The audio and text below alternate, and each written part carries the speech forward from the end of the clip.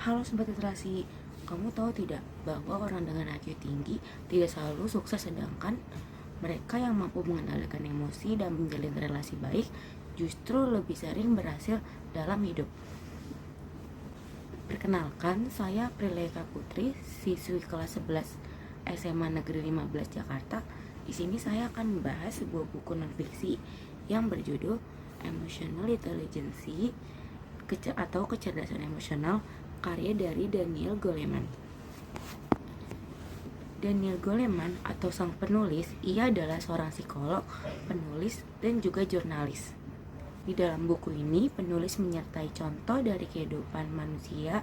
Inilah yang membuatnya relevan bagi pelajar, pekerja, orang tua, maupun pemimpin. Secara garis besar, buku ini menjelaskan bahwa kecerdasan emosional ini terdiri atas beberapa keterampilan utama, yakni kemampuan mengenali emosi diri, yang kedua mengendalikan emosi, yang ketiga memotivasi diri sendiri, yang keempat memahami emosi orang lain atau empati, dan yang kelima membangun hubungan sosial yang sehat. Menurut sang penulis, 5 keterampilan ini sangat berpengaruh pada kualitas hidup seseorang. Menurut sang penulis, 5 keterampilan ini sangat berpengaruh pada kualitas hidup seseorang, mulai dari kesehatan mental, hubungan pribadi, hingga kesuksesan dalam karir.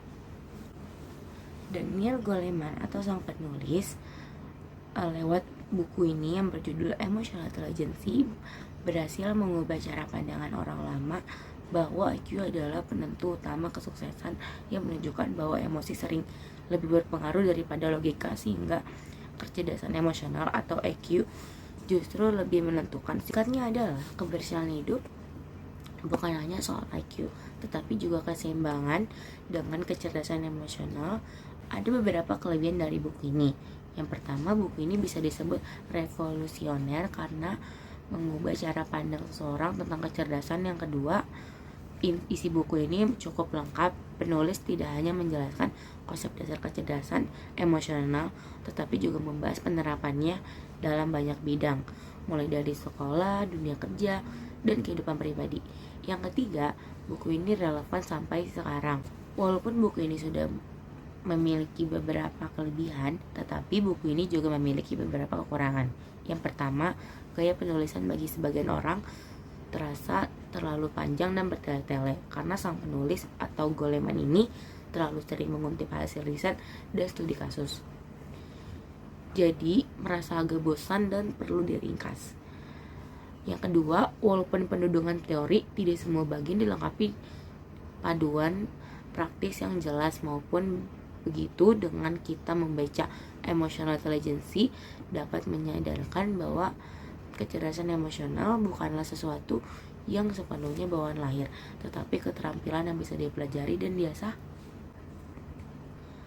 Nah, dalam kenyataan sehari-hari kita sering menjumpai orang yang memiliki prestasi akademik tinggi, tetapi justru kesulitan membangun hubungan sosial atau membangun karirnya.